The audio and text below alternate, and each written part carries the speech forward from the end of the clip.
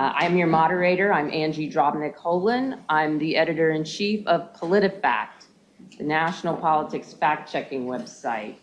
We've been fact-checking political messaging since 2007, and we won the Pulitzer Prize for National Reporting in 2009. It's been a very interesting adventure these last few years, monitoring and correcting misinformation on the internet. And as a matter of disclosure, we are one of 5 US fact checkers who currently work with Facebook, debunking misinformation on that platform. We have a very distinguished panel today, so I will begin with introductions.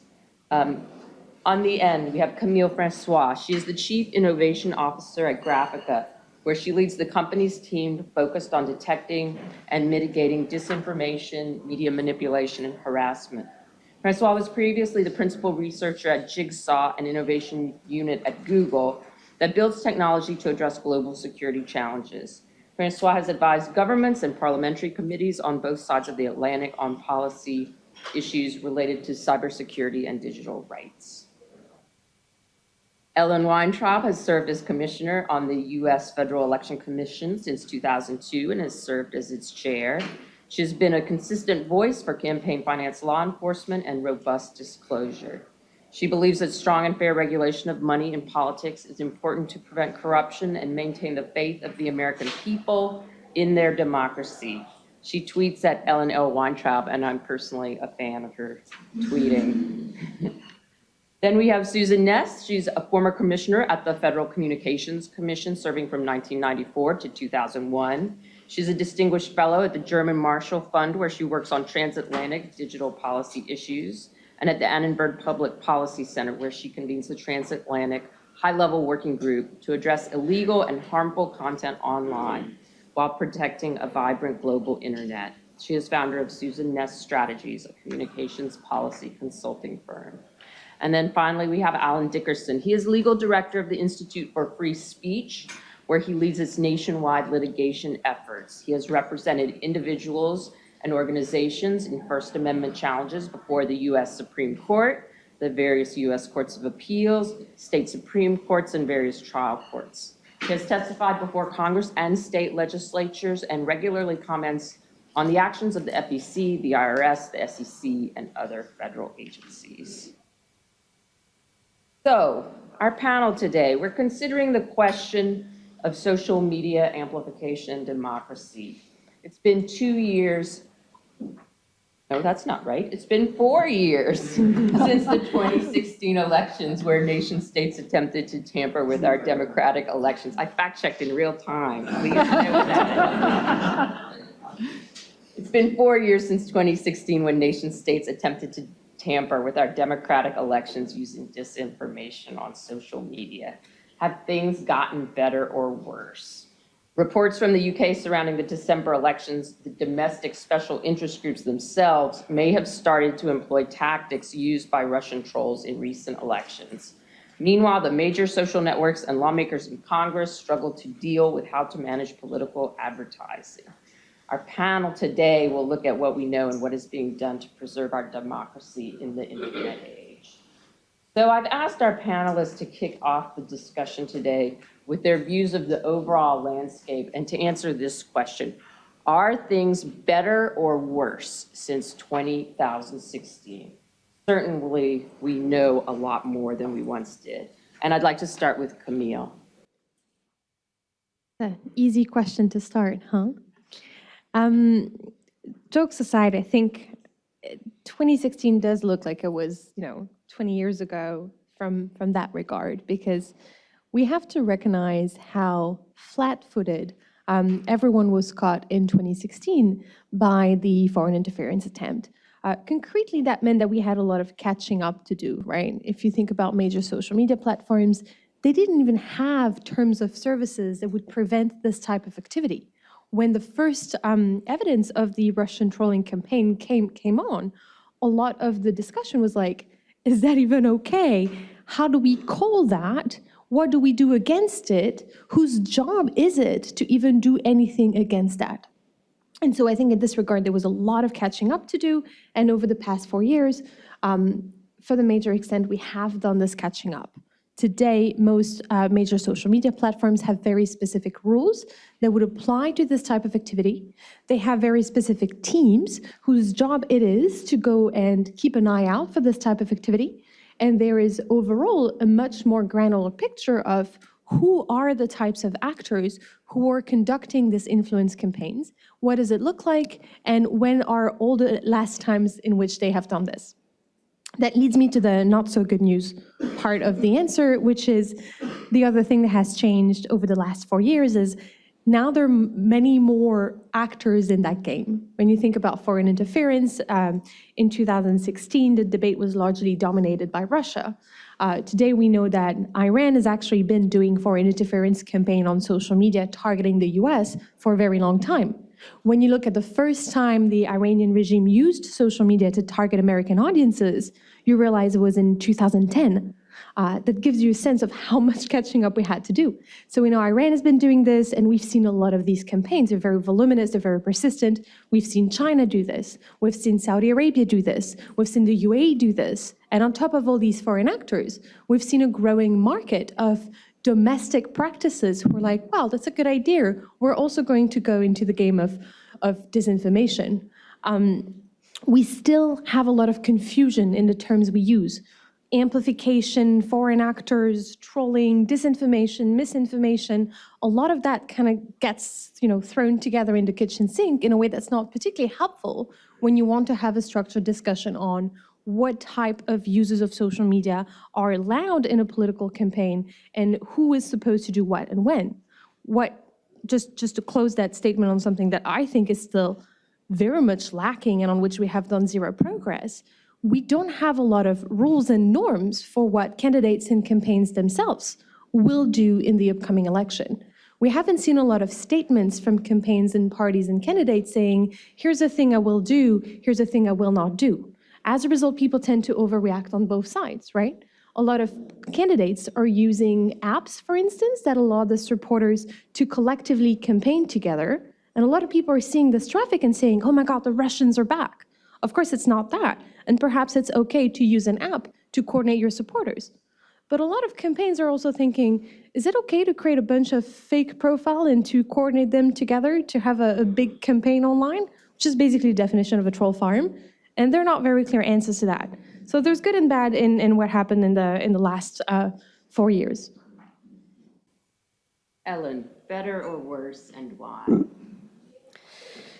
So the answer to the either-or question is yes. Actually, I think it is better. It's just not good enough. I mean, just pivoting off of what Camille was just saying, in 2016, the platforms were so clueless that Facebook was actually accepting payment in rubles for political advertising. Now, you would think that would be a real big tip-off, but nobody was looking. Nobody was paying any attention. So they are now. They're not taking foreign currency for political advertising. That's a step in the right direction.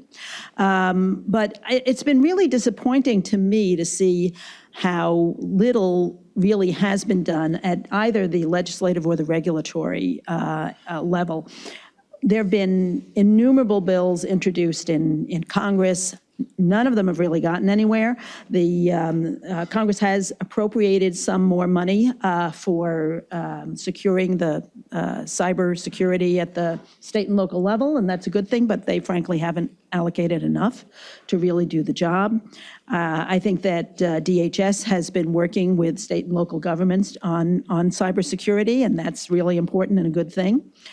We have struggled at the FEC to even pass a regulation that would just clarify the rules on disclaimers on political advertising, on the most obvious and undisputed political advertising that says vote for, vote against, or solicits campaign donations. And we could not sadly get an agreement on a rulemaking that literally has been going on since 2011. But nobody was paying attention to it in 2011. It just didn't seem like an interesting topic. We got 6 or 7 comments back then.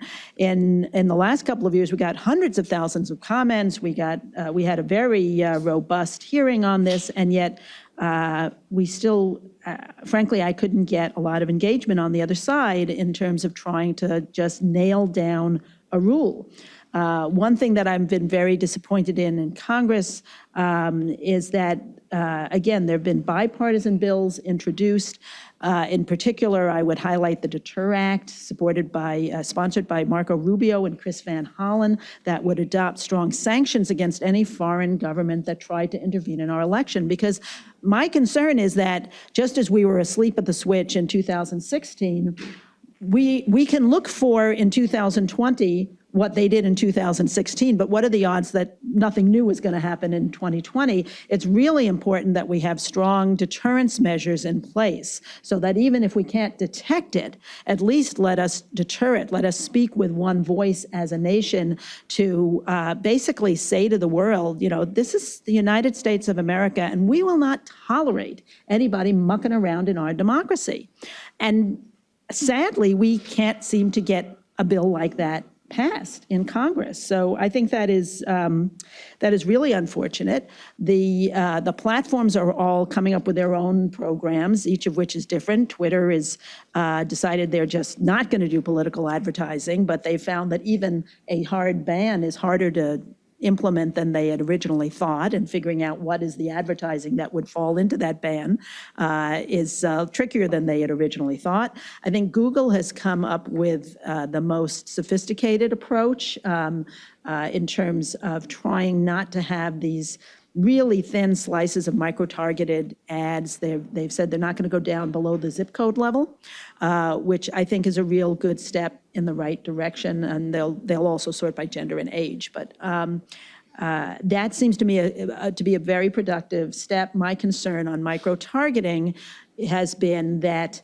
it eliminates the normal First Amendment response to the spread of false information, is that you want to have counter arguments, you want to have counter speech. Well, if you don't see the information, the false information or the misleading information that is out there because it is being targeted with surgical precision to just those people who are most likely to be susceptible to those arguments, then there's no way to counter it because you're not seeing it. So I have advocated for the platforms to adopt a rule against their own rules against micro-targeting, and Google has taken some steps in that direction. But Facebook, after thinking about it for a long time and saying they were thinking about it for a long time, they came out with a policy that really doesn't make very many changes in that regard. They're doing a good job on disclaimers on their political advertising, so let me say one thing good thing that Facebook is doing, but I think their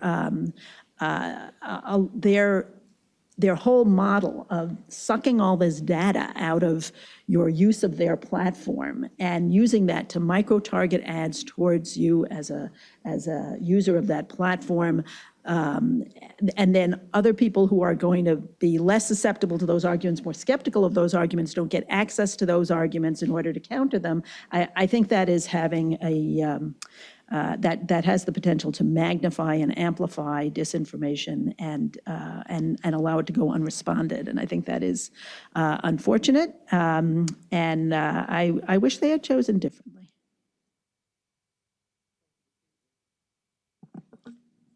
Thank you, Angie. It has gotten better, and it has gotten worse.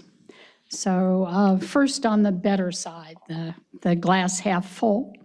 Stakeholders are now very much aware of the issue.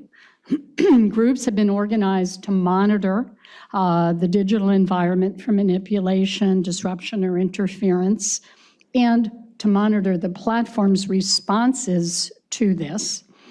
Platforms have hired and trained both staff as well as machines to ferret out these issues, inauthentic behavior, bots, deep fakes, and the like. Not perfect, to be sure, but it takes time to get those pieces in place and perfect performance. Platforms have adopted new transparency regimes, also very much not perfect. But nonetheless, we have something that it's not fully baked, but we have something to begin to work with. Greater collaboration between platforms and among platforms, as well as between platforms and governments, both in the United States and in Europe. I think that's a really good sign. They're working together, sharing information about what they're seeing out there. So that is very much a benefit. And as Ellen was pointing out, some platforms have chosen to limit reach and to limit the impact of political speech that is patently offensive or harmful or whatever. So those things, particularly as Ellen pointed out, the micro-targeting, that's something that is progressing, and we'll see how well that works. Now, on the worse side, it's gotten worse. As Camille pointed out, digital disruption techniques are now much more sophisticated. It is a blend of state actors as well as local actors, and very hard to detect. They are pushing culture wars much more, as we saw in the United States. This is now a great tactic that's been used abroad very effectively. Looking at race, immigration, gender, climate change, they are weaponizing hatred at a pace that has not been successful previously. It's a fluid set of actors, less state, more local. People now, and this is an important one to take away from this panel, people now have far less trust in their institutions. So one can say the Kremlin has been very successful in addressing that. And that is going to take a tremendous amount of effort on our part to repair that damage. Just some of the factoids. A report that was put together by ISD, which is a British firm, together with a number of other NGOs, found that 200,000 fake accounts on Facebook supported AfD in Germany right up until the elections. Avaz, another one of these groups, uncovered far-right disinformation networks in France, UK, Germany, Spain, Italy, Poland. Content that was viewed 763 million times over a 3-month period before it was removed by Facebook. There is poor data capture and reporting, but once again, that is something people are focusing on. And again, the last takeaway from this part of the conversation, transparency is extraordinarily important. We need to be working with the platforms to get the right information out in a timely fashion, and more consistency across platforms so that we can compare and contrast performance. Thank you. Alan. So I think the only practicing litigator up here. So the answer, of course, is going to be it depends. And it depends in particular on how you're defining your terms. So I think that there's sort of 3 different answers I would give. The first is when we're talking about when we're talking about foreign sovereign actors, multi-billion-dollar foreign intelligence services with the institutional memory of the KGB, say, that you are not. I don't have a good answer for that, for the simple reason that I'm not read in on any of those programs, and I don't think any of us up here are. Maybe some of you are who are out in the audience. What we do know publicly is that there's been an enormous effort by the U.S. intelligence community, by our allies, to take action on this. I mean, when you're actually putting out press releases that you took down the IRA's website, I'm curious what you're doing that is not public. So I think that the broad evidence of how we're responding to foreign actors is that the situation is much improved, although I don't know the details, and I suspect most of you don't either. And that's probably for the best. Now on to the harder questions. I think part of the problem is what we mean by misinformation. I think there's 2 different big buckets that get conflated. The first is what I think of as the easy questions. You send out something saying the election isn't actually on Tuesday, it's on Wednesday. or things of that nature, verifiable, what we think of as actionable claims of truth in the common law, for those of you who are lawyers. Yes or no questions you can give to a jury. And that, I think the situation, again, is much improved. For all of the flack that Facebook has taken, they've been very clear that that sort of thing they have every intention of taking down. And that's not just a policy choice, that's an engineering choice. That's the sort of thing that you can do at scale, that you can teach a machine to recognize and to take down in a way that's useful and effective. That's also, and I think this is important, the sort of thing that does undermine trust in institutions. I don't want to overstate that point because I'm always, anytime there's a reference to institutions, I'm reminded of the famous line from the Barnett case, where Justice Jackson said that maybe we should be careful about arguments that give an unflattering appraisal of the willingness of free minds to embrace our institutions. But those easy questions, I think the situation is much improved. Now we get to the hard questions, and I think this is the difficult thing, and this is where I'm going to put on my First Amendment lawyer hat. A lot of things that are called misinformation are either not detectable at scale or are the subject of reasonable disagreement and opinion. And that, I think, has to be treated differently than, no, the election's actually on Wednesday instead of Tuesday, or active attempts at fraud that you would think of as still prosecutable and actionable even under the First Amendment. So there, I think you've got a few difficult categories. One, I think it's worth remembering that political rhetoric has never exactly been a gentle exercise. The use of puffery and innuendo and overstatement goes back. And if we're going to start saying, that sort of stuff has to be taken off the web, you're going to run into difficult questions. I mean, what are we going to do about claims that the president has been compromised by Russian intelligence services? Is that coming down because it's unprovable? If a Democratic presidential candidate makes references to that, how are we going to act? Because you have to have a consistent set of rules on these things. If you want to back way up, how do we respond to a fake memo that gets put out on major networks saying that George W. Bush, was behaved inappropriately in the Texas National Guard? Are we going to hold that until we can verify it? Are we going to allow it to go out there and be disputed? These are the hard questions that really are the core of what we mean by disinformation. And recall that in the event, you may not know whether something's disinformation. It's not as though, again, lawyer, when you take something to trial after extensive discovery, you've got a pretty good sense of what the facts are, at least within the epistemological universe of what people can know. But that's not where you are. In real time, we're dealing with these things coming out in the context of a political election. And then there's even harder questions. There's claims of fact about deeply complicated things. So the Supreme Court heard a case called the Susan B. Anthony List case against Dryhouse. And in that case, Ohio had a law that said that candidates couldn't put out anything false. Shades of Facebook's decision here. There's a reason they made this decision. And the Supreme Court, these are the facts. There was a billboard. And the billboard said, Congressman, I think his first name was Steve Dryhouse, voted for taxpayer funding for abortion. And they cited this multi-100-page, deeply complicated act of Congress that no one actually understands except maybe 15 people. Is that a verifiable false statement? Is there any way at scale to determine whether, I don't know, the Affordable Health Care Act does X or Y in a way that's, we're comfortable saying it's misinformation if someone makes a factual claim about a universe that complex? And then finally, the next step over, there's just basic satire and joking, and the fact that these things are directed at particular ways of thinking. In conservative circles, the cause célèbre has been the Babylon Bee, which is hilarious and obvious satire if you've ever been anywhere near a conservative or the rural United States, but apparently is not obvious to people who are not from that background. I am from that background, then I spent a decade in New York, so I get both sides of this. And there's people out there spending their hard-earned resources fact-checking parody sites. And you have to wonder two things. One, whether that's a good use of everyone's time and resources. And two, and I think this is important, whether that's moving anybody.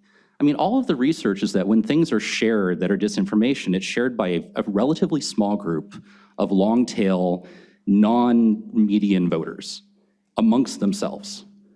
And, I for one, think that it's a questionable, it's probably a testable proposition, but it's unlikely that when the Russians send about a bunch of memes saying, congratulate Stevie Wonder on his birthday, or here's Hillary Clinton arm wrestling Jesus, that it changed any votes. I don't doubt that was viewed millions of times, but I think it was viewed by people who already were pretty sure what they were going to do in the election. So I think there's always a cost-benefit issue here. And I think for those first two buckets, we're doing a pretty good job on the cost-benefit.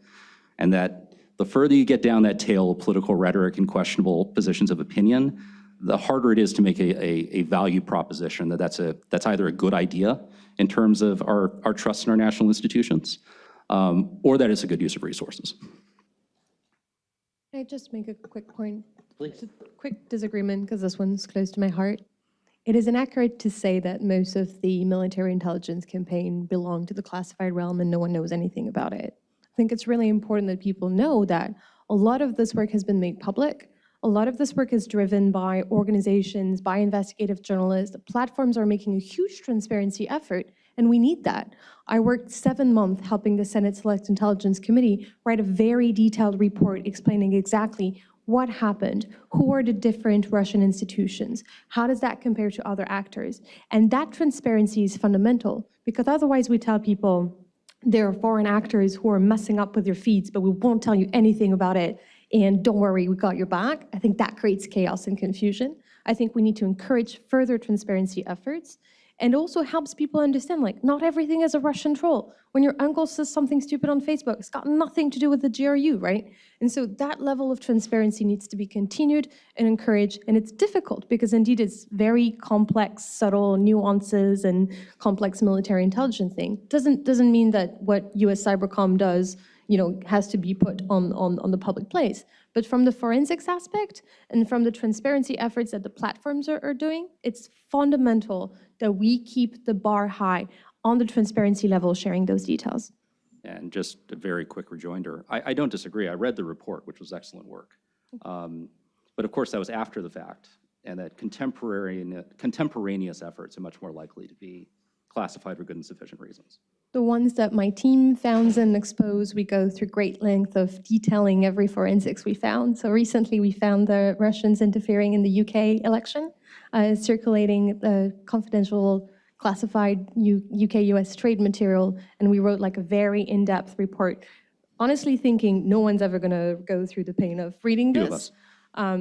Yeah, we're grateful for readers, but I think we really need to, continue the openness and transparency in those efforts. That also helps, people know, oh, well, those are the last times we saw these interference efforts, and at that stage, this is what they looked at. Again, not saying that there are not classified bits in this, but I think the public part needs to stay public. Can I respond to something else that Alan said? Perhaps not quite as momentous as what Camille was talking about, but Alan and I frequently are on the opposite side of issues, so I think this is one where we have a lot more common ground than usual. And I would totally agree that it's probably not worth a lot of effort to be fact-checking parody sites. But on the issue of whether there's any real harm in foreign actors reaching into our society and trying to gin up greater disputes, I mean, there were actually riots that were fomented from abroad where the Russians got one group of people all ginned up and said, you meet on this side of the street because the guys you disagree with are going to be on the other side of the street. And then they got the guys on the other side of the street. They gave them the same kind of a message from the opposite perspective. We have enough trouble on our own. I worry greatly about the increasing polarization in our society and our inability to have civil discourse and try and find common ground. It is absolutely a goal of our foreign adversaries to get us at each other's throats and to make people feel that to raise up their antenna for every slight and for every reason to feel distrustful of other people who don't agree with them 100% on every issue, and to foment this kind of discord. It's really, the Russians want to make democracy look dysfunctional. You don't want to be part of that society because look how they can't get along and look how they're always fighting with each other and look at the violence that's going on in their society. Look how neat and orderly our nice authoritarian society is. Don't you like that better? We really don't. I take fairly strong exception to the notion that that's not really damaging to us. And I don't think I said that. I agree with essentially everything you said, except for that I think you need to get past the level of generality. I mean, what exactly was being shared that was misinformation that was driving that causal issue? Because look, democracy, as you say, is messy compared to an authoritarian regime. That's part of its appeal. Aristotle has a whole thing on this. But fundamentally, sometimes institutions will be better trusted if they're just better institutions. And if what you're sharing is objectively true, a lot of what's driving some of these bigger debates are just lack of trust because of true information. It's one thing to send out a straight, obvious, verifiable lie like, give me an example that would start a riot. That's been actionable since the common law 400 years ago. We're talking about the harder question of what happens if the Russians, or there's plenty of domestic people who want to put each other, us at each other's throats, circulate something that's true, or at least arguably true. And there's lots of stuff in that particular context, say policing around race issues, which I don't think you need to manufacture distrust through lies. A lot of that's just a matter of disseminating true information, and it's been our tradition as a country to allow that. Comment before I go to my next question. Sure. I was just going to move this into a slightly different realm in the sense that what has been effective, we saw this in 2016 and we're seeing it today. So in this sense, it has not changed. And that is the ability to get patently false information circulating at scale online, and then taking that and getting it into mainstream media, which is basically the big goal. And then it really circulates. Part of the issue, which has the First Amendment component to it, and I don't know that it's a settled question, but I'm comfortable if it's done at the platform level, and that is the question of speech versus reach. The ability to make your points, make them online, clear them, clarify, etc. But are you entitled to a megaphone? And actions by some of the platforms, as long as, and here I think this is an area that is ripe for discussion. Should either law or the platforms together make those rules in terms of whether or not that sort of speech should be degraded or slowed down or eliminated, whatever terms you want to use? Or is that in the U.S. Impinging, if it were a law, on freedom of speech? So these are some of the issues. How do we protect democracy and protect our freedoms, but at the same time, trying to address some of the harmful but not illegal speech? So I think I have time for one question before I go to audience questions. I do want to get the audience in here. So let me lay out this scenario for you. What I'm hearing is we have many platforms with many policies. One of the big trends that we have noticed at PolitiFact over the years is that the most powerful sticky messages of the campaign are no longer TV ads put out by the campaigns. They tend to be viral moments that are being spread online, and they're not even necessarily advertising. They tend to be content. So if our government, I would say it's pretty safe to say the Trump administration has no interest in regulation. Congress is unable or unwilling to pass legislation. We're not going to see any sort of regulatory response from the government, even if it were appropriate. And in the case of content, there are good arguments that it's not appropriate. So nothing is being done here.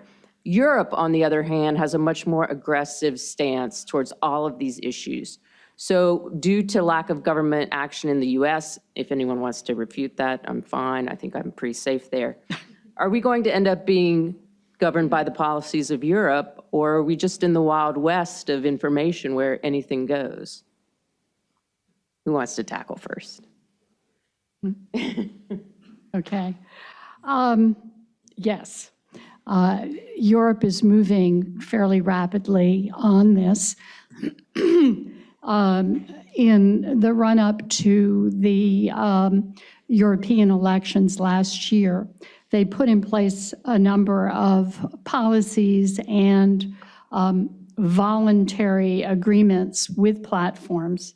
And I say that because it was certainly under the threat of regulation, continues to be.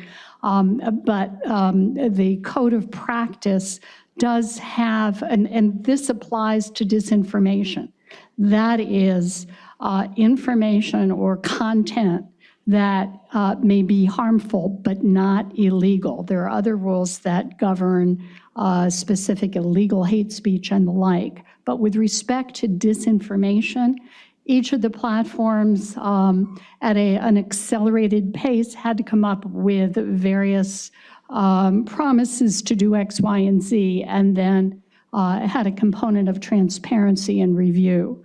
They are still working together on these issues.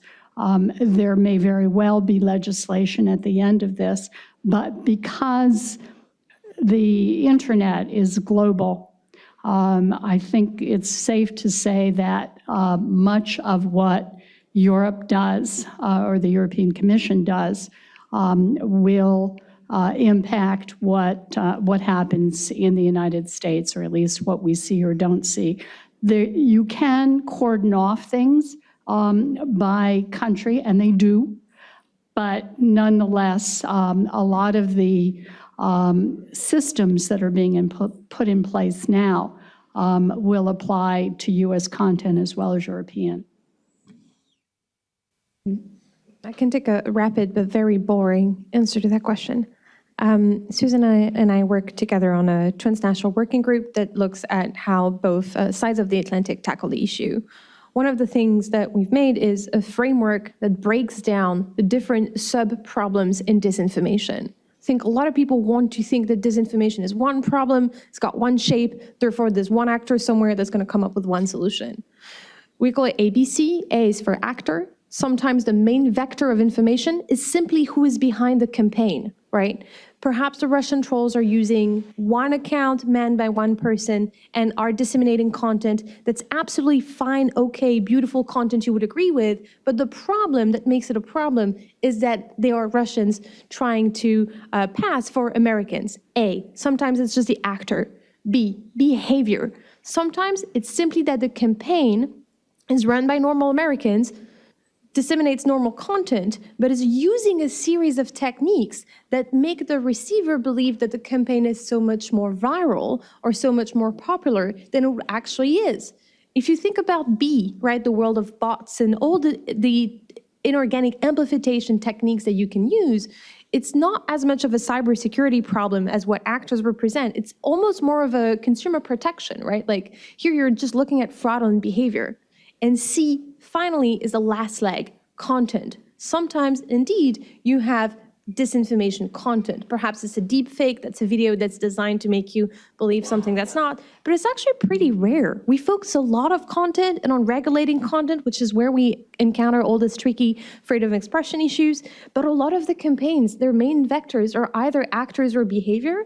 Most of the content in disinformation campaign is actually stuff you would agree with. Trust me, I look at a lot of that. Sometimes I find myself in deep, happy agreement with super wacky foreign interference campaign content, which is a very displeasing feeling. But content, small minor part, a lot of the regulations are over-indexing on this part, and we should think about all the other aspects of the problem that we can tackle with different regulatory instruments. Sorry for the boring ABC. Thanks. So questions from the audience. Sir, right here. Ellen, you talked about the need for micro-targeted political ads to be visible to people that can counter them. That's a really intriguing idea.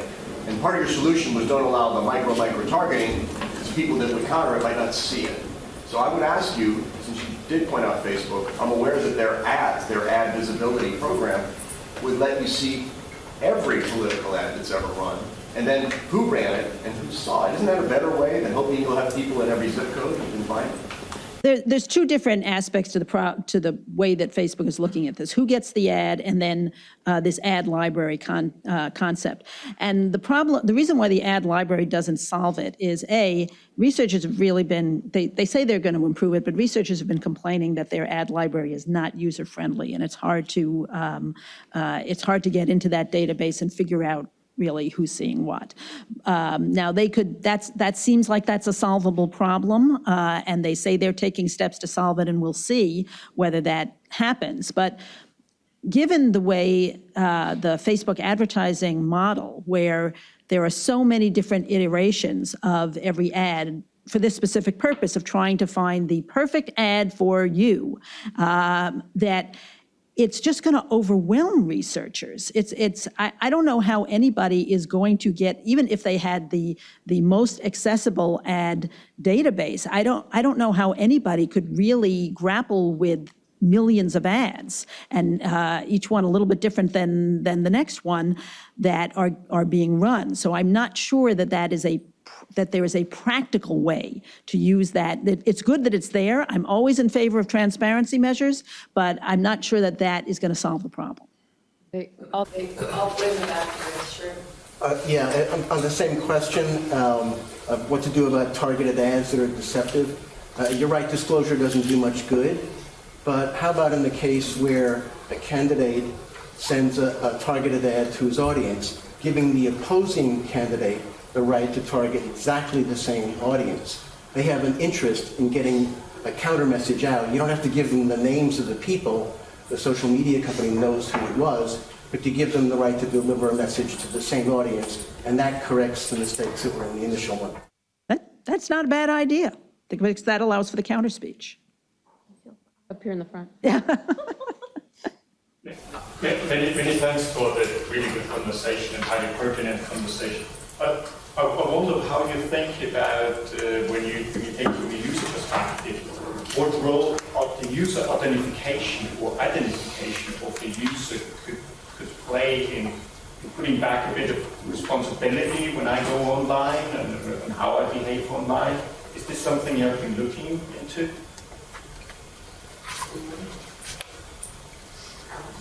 I mean, I can try it.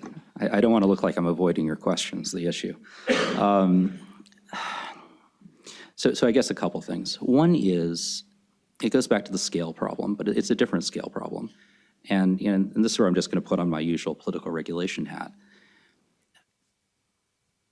It is unquestionably true that a presidential level campaign can abide by these sort of verification ways in a way that small grassroots organizations cannot. There's a line in Citizens United, don't worry, it didn't affect the outcome, it's just a line, where, Justice Kennedy said, you need to worry about regulating the speaker, because oftentimes that's cover for regulating the message. And my worry about that sort of approach is just a transactional cost basic economics approach, which is that the cost of a two-person $500 operation in some congressional district in Iowa of that sort of approach is so much greater practically than it is for a presidential campaign. And a lot of my worry is that policy ideas like that are driven by this idea that large organizations with resources should be accountable, just don't scale down very well to grassroots activity. And I think most of us are in the business of trying to protect that sort of activity. So it's not really an answer, but it's a worry about getting that balance right. Many thanks for the very interesting discussion. Alan, I had a question for you. I was very intrigued by your proposition that there are two types of misinformation that we can gather. And given that a larger body of research is now finding that misinformation increasingly sways older Americans, who are the ones who are most invested and the most likely to turn out, where do you draw the line between the different types of misinformation? So for example, I saw an ad yesterday about Joe Biden being investigated by the FBI for allegations for Ukraine. Can you draw a line with something that seems blatantly false but could be true? So I actually have 65 plus written down here as one of my notes, because you're right. I mean, there's lots of research that a lot of this is being directed. If not directed, at least more widely shared and believed. And that this is a reason for some confidence, that the generations coming up are very savvy and not really swung by this stuff. I like your example, and I'm going to use it. I don't think on that example. I mean, I think if you're saying, you know, your precinct is this, or the election is this or that date, I think you run into real problems, because that sort of thing, Joe Biden's being investigated by the FBI, I have no idea. Do you know? Is that a disprovable question?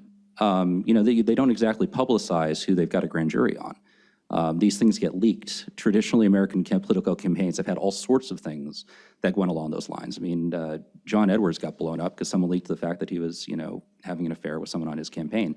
That wasn't a provable fact when it first came out through, you know, some organization.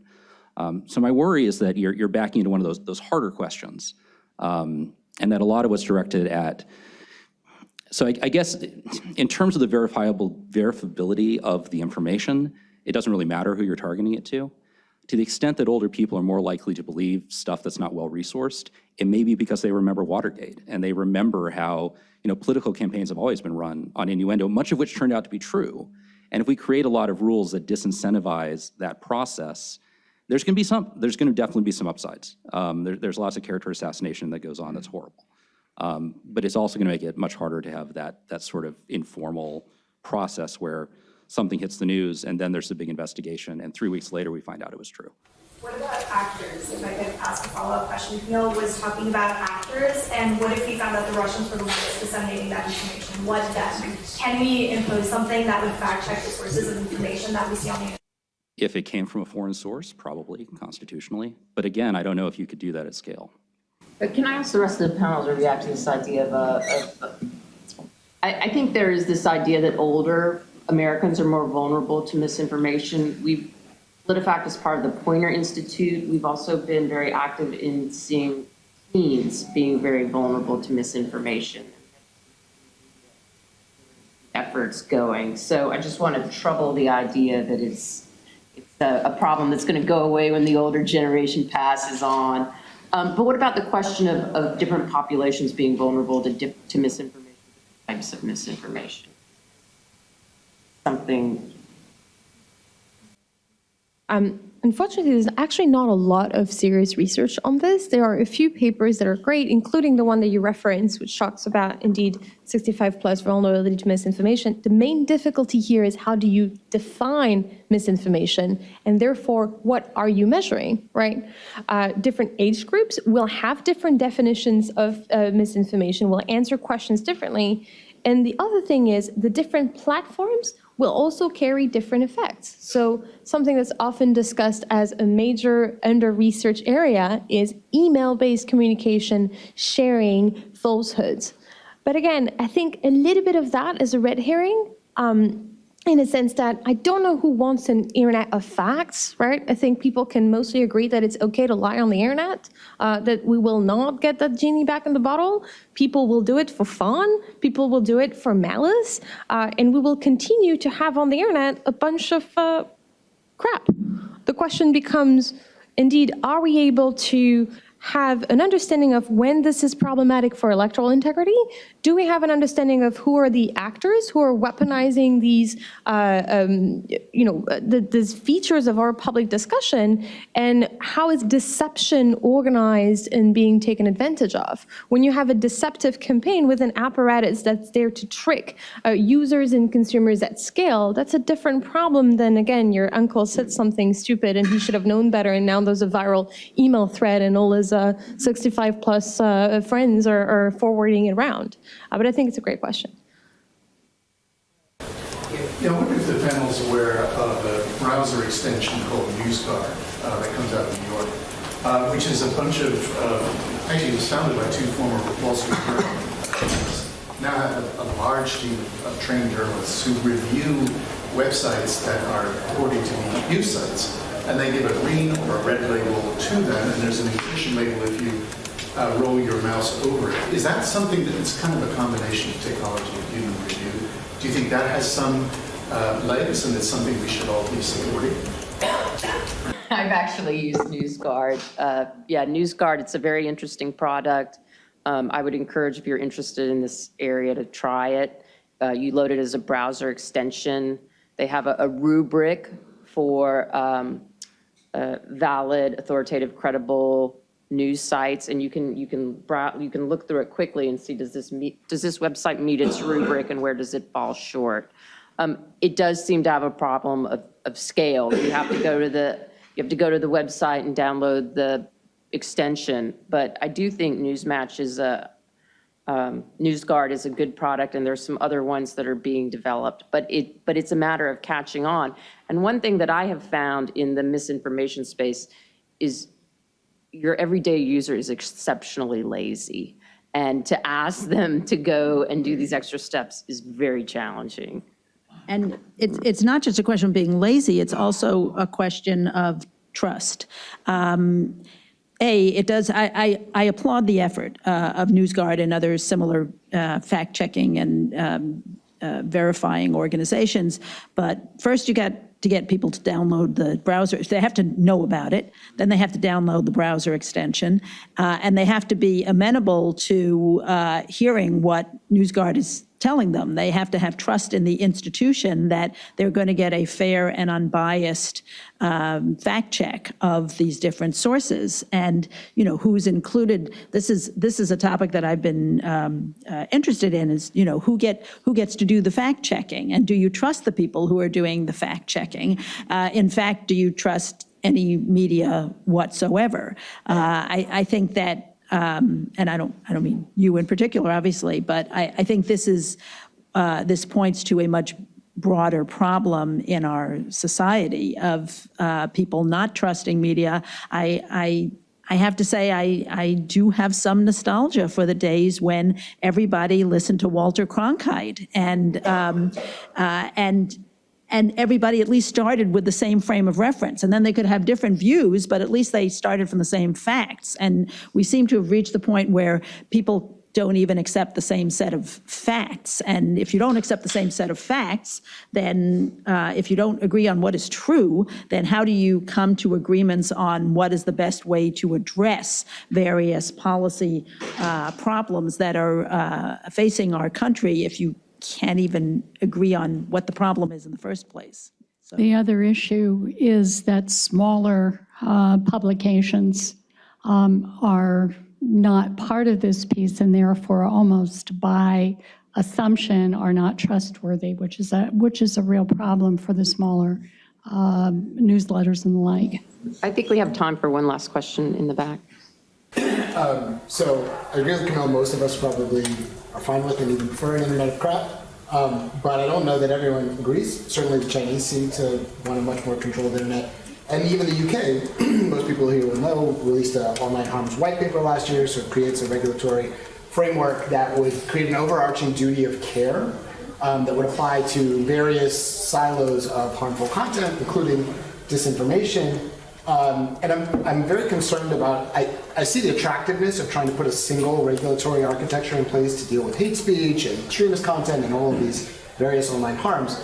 I think disinformation is fundamentally different from some of those other areas, and I want to test that proposition with this panel because I also worry that Europe, the European Union with the Digital Services Act, and others may be tempted to sort of go down a similar path. And so even if we don't necessarily agree whether disinformation should be regulated or not, hopefully we can all agree that we should, to the extent we regulate disinformation, do it specifically and uniquely and not try and put some overarching framework in place that would address disinformation in the same way as hate speech or extremist content or other harmful content.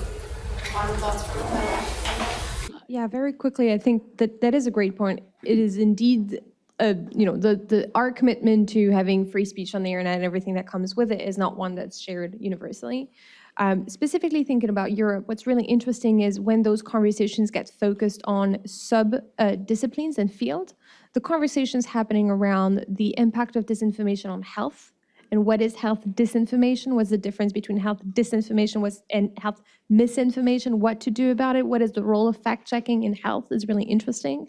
I think this is spaces that we can observe, because if we can find a solution for those specifically well-contained, well-charted fields, then indeed there's a way forward. But even then, it's extraordinarily complicated. And if I could respond, I know that the responses to the white paper are due out within the next week or so. And on the 4th of February, GMF is doing a roundtable that we are hosting with Damian Collins, who is the chair of the, or at least has been, and I assume will continue to be the chair of the select committee that's been investigating this. And if anyone is interested in coming to the roundtable, please just give me your card and note on the back of it, and I'll see that you have an invitation. But from what I understand, they're going to be looking, at least initially, at what is clearly illegal speech, and setting aside for the moment the harmful but not illegal piece of it, because it is too complicated. And I think my large view would follow that. I mean, the laws of supply and demand are not being repealed in this space. And the larger you make the aperture of regulation, the more necessary in a world of scarcity will be decision calls by the government and by actors on what they will and will not enforce. And I don't think it takes a lot of creativity to see the danger of that, specifically in the context of electoral speech. Ellen, final thought? Well, I just want to be clear that I don't think that any of us want to see our government taking on the role of being the arbiter of truth. You know, this is a question that has come up in a variety of contexts. We don't want, the platforms don't want to be the arbiter of truth either, frankly, which is why they're kind of offloading it to outside fact checkers and perhaps groups like NewsGuard. And I think that's appropriate. I think, you don't want to have it all packaged up into one person or entity where, that person is going to be making the decisions and implementing the decisions and enforcing the decisions about what is and isn't true. When I was in private practice as a political lawyer, we would sometimes see advertisements that there was, we had like a form letter that we would send out to broadcasters and newspapers saying, that's a terrible ad, please take it down, when we would see ads that our clients were upset about. And usually it was, often those ads were run by, dark money groups or outside spending groups because they did all the political hit jobs so the candidates could look above it all. And usually the broadcasters or the newspapers, they just chuck it in the trash. And we knew they were going to do that. But every so often something would be so egregious that they actually would respond and would take it down. And I would like to see something akin to that evolve online, because that strikes me as the right call. You don't want to get into the, trying to figure out, is this fact true? Is this particular line, is that fact? Is that opinion? Is that puffery? I mean, obviously there's going to be puffery. What Alan said about how this goes back to the 1700s is absolutely true. But some things are just egregiously untrue, egregiously harmful, and there ought to be some mechanism. And I'm not volunteering to do this at the FEC, but there ought to be some mechanism for addressing that level of untruth and harm to our society. All right. Alan Dickerson, Susan Ness, Ellen Weintraub, Camille François, thank you so much.